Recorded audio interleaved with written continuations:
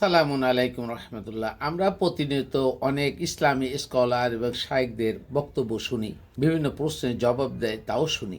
তো আমরা এখানে এতটুকু সতর্ক কেন হই না যে আমরা কখনো কোরআনের বিপক্ষে, কোরআন বিরোধী কথা না বোঝা অকপটে বলেই যাই। যদি কেউ কোরআন বিরোধী কথা অকপটে না বুঝে বলে যায়, সে তখনই একটা কবিরা গুনাহ করলো, অর্থাৎ কোরআনের সাথে সে জুলুম করলো। আর সবচেয়ে বড় জুলুম এটাই, যারা কোরআনের সাথে জুলুম করলো, মিথ্যাচার করলো। ফামান আজলামু মিম্মান ইফতারা আলাল্লাহিল কাযিবা, এরাই তার চেয়ে বড় জালিমার কেউ হতে পারে। তার মানে তারপর চেয়ে বড় জালিমার কেউ নেই যে আল্লাহর সাথে একটি মিথ্যাচার করে, মানে কোরআনের সাথে মিথ্যাচার করে, রিসালাতের সাথে মিথ্যাচার করে। এর চেয়ে বড় জালিম আর হতে পারে না। অর্থাৎ কবিরা গুনাহ, এত বড় কবিরা গুনাহ আর কোনোটি কিন্তু নেই। অনেকে হয়তো মনে করেন সবচেয়ে বড় কবিরা গুনাহ কোনটা, সেটা মনে করেন যে শিরক করা। না, শিরক করা অন্যতম বড় কবিরা গুনাহ। ইন্না শিরক লা জুলমুন আযীম, লা জুলমুন আযীম মানে অন্যতম বড় কবিরা গুনাহ। কিন্তু তার চেয়ে বড় কোরআন না জানা, কোরআন না বোঝা, এবং কোরআন বুঝেও যদি কেউ ভুল বোঝে, সংশোধন না হয়, সে ইচ্ছা করে যদি সংশোধন না হয়, এটাকে আত্মগোরামি থাকে, তাহলে সবচেয়ে সেরা বড় গুনাহ। আমরা এক শায়েখের এখন কথা বলবো যে আত্মহত্যাকারী যে আত্মহত্যা করলো, সে তার তওবা করার সুযোগ নেই। আত্মহত্যা নিজেই করলো, সজ্ঞানে আত্মহত্যা করলো। যেভাবেই হোক, সে যদি অভিমানে করুক, রাগে করুক, যেভাবে বসে বসিতে হোক, সে আত্মহত্যা সজ্ঞানে করছে, তার মানে সে তওবা করার সুযোগ পানে, সে কবিরা গুনাহ করছে। আর কবিরা গুনাহকারী সেই কখনোই জান্নাতে যাবে না, সে জাহান্নামে চিরস্থায়ী থাকবে, যেই হোক। অথচ আমাদের শায়েখরা যা বলেন সম্পূর্ণ এই কোরআনের বিরুদ্ধে, মিথ্যাচার ছাড়া আর কিছুই না। আমরা দেখে আসি শায়েখ আহমদুল্লাহ সাহেব কি বলেন আত্মহত্যা সম্পর্কে। আত্মহত্যাকারী সারা জীবন জাহান্নামে থাকবে কিনা, ছেঁকা খেয়ে মাথায় যদি আত্মহত্যা চেপে বসে, তাহলে এখান থেকে বাঁচার উপায় কি?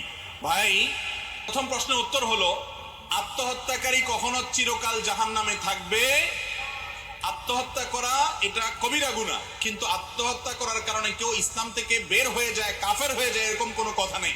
যেহেতু ইসলাম থেকে বের হয় না, মুসলমান যদি থাকে তাহলে তার শাস্তি হওয়ার পরে একসময় সে ইনশাআল্লাহ জান্নাতে আসবে, যদি তার ভিতরে ঈমান থেকে থাকে। আত্মহত্যা করলে যে চিরকাল জাহান্নামে যাবে এরকম না, তবে হ্যাঁ, এটা জাহান্নামে যাওয়ার মতো কাজ। শুনলেন, প্রিয় শায়েখ বললেন আত্মহত্যাকারী কবিরা গুনাহ করছেন, এবং কবিরা গুনাহ করার জন্য, আত্মহত্যা করার জন্য সে চিরকাল জাহান্নামে থাকবে, বিষয়টি তা নয়। প্রিয় শায়েখ, আপনাকে চ্যালেঞ্জ ছুড়ে দিয়ে বলি, পুরা কোরআন থেকে আপনি বের করুন যে কবিরা গুনাহ সহ যদি কোনো ব্যক্তি মারা যায়, সেই ব্যক্তি জাহান্নামে যাওয়ার পরে আবার জান্নাতে আসবেন, এমন কোনো একটি দলিল পান কিনা? নিশ্চয়ই নেই। সুতরাং আপনারা মানুষের সাথে এই বিভ্রান্তমূলক কথা বলছেন, কোরআন বিরোধী কথা বলছেন। কারণ জাহান্নামে যে যাবে আর জান্নাতে যাবে, সেখানে সব জায়গায় খালিদিন ফিহা আবাদাই বলা আছে। কখনোই একটু পরিমাণ জাহান্নামের আগুন ভোগ করে অথবা কিছুকাল জাহান্নামে থেকে আবার ব্যাক করবে, এইরকম কোনো দলিল সারা কোরআনে নেই, নেই, নেই। পারলে বের করুন। আর কোরআন ছাড়া যদি আপনার কোনো অন্য কোনো দলিল থাকে, সেই দলিল অন্তত আল্লাহর দরবারে গ্রহণযোগ্য হবে না। যদি হয় তাহলে আমরা ধরে নেব যে আপনি এক আল্লাহ ছাড়া অন্য কাকেও ইলা মানছেন। যে কেউ একটি কবিরা গুনাহ করে যদি সে তওবা না করে যদি মারা যায়, এবং সে তার জাহান্নাম তার জন্য অবধারিত হবে, এতে কোনো সন্দেহ নেই। এবার আসুন, আত্মহত্যাকারী আপনি বলছেন সে হয়তো কবিরা গুনাহ করছে, কিন্তু ইসলাম থেকে খারিজ হয়ে যায় না। হ্যাঁ, কথা ঠিক। ইসলামটা কি? আপনার ইসলাম নাকি কোরআনের ইসলাম?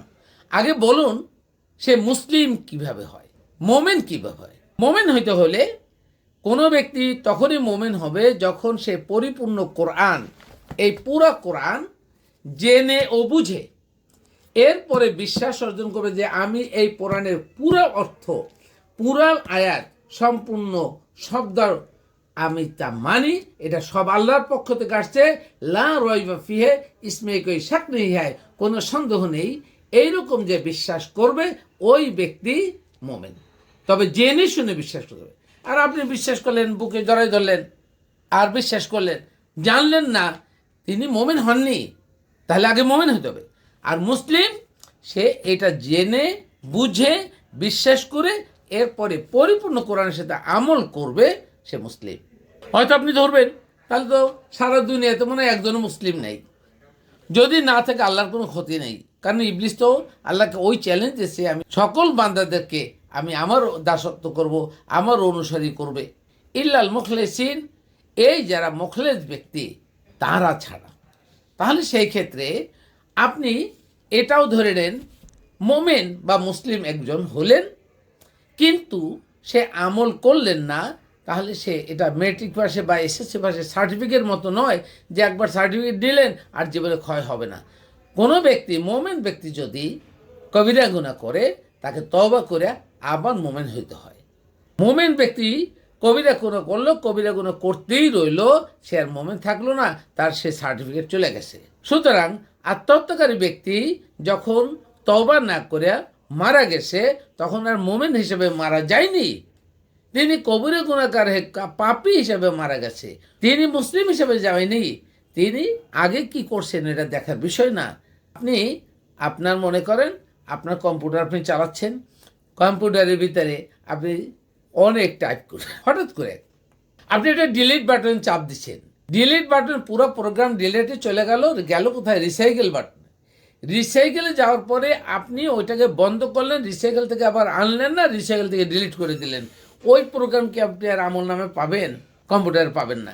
ঠিক তেমনি আপনি যখন একটা কবিরা গুনাহ করবেন তখন কবিরা গুনার জন্য আপনার আগের আমল নামা বরবাদ হয়ে যাবে, যতক্ষণ পর্যন্ত ওই কবিরা গুনাহ আপনি তওবা করে আপনার আমল নামায় না নিয়ে আসবেন ততক্ষণ পর্যন্ত। আর তার আগে যদি মারা যান তাহলে তো আপনি ওখানেই শেষ হয়ে গেলেন। সুতরাং আত্মহত্যাকারী অবশ্যই চিরকাল জাহান্নামে থাকবে। এই কথাটি যদি আপনি সঠিকভাবে না বুঝেন, আপনার দ্বারা লক্ষ লক্ষ লোক পথভ্রষ্ট হবে, তার দায় কে দেবে? আপনি দিবেন। লা তাজিরু ওয়াজিরাতান উযরা উখরা, একজনের দায়ভার কিন্তু আরেকজনে নিতে পারবেন না, আপনি কান্নাকাটি করে দিশা পাবেন না শায়েখ। সুতরাং কোরআনের বিরুদ্ধে অন্তত মিথ্যাচার করেন না, কোরআন না বুঝে অকপটে এইভাবে সাবলীলভাবে মানুষকে ভুল ভাল বুঝেন না। তাতে হবে কি, মানুষ এখন হয়তো আপনারা বুঝছে না, মানুষ যখন সেলফ কোরআন পড়বে, প্রতিটা মানুষ কখন জানবে, তখন মানুষ আপনাদেরকে থু থু মারবে, শুনবেন আপনাদের কথা। বেঁচে থাকেন, দেখুন, জানুন, বুঝুন। আল্লাহ হাফেজ।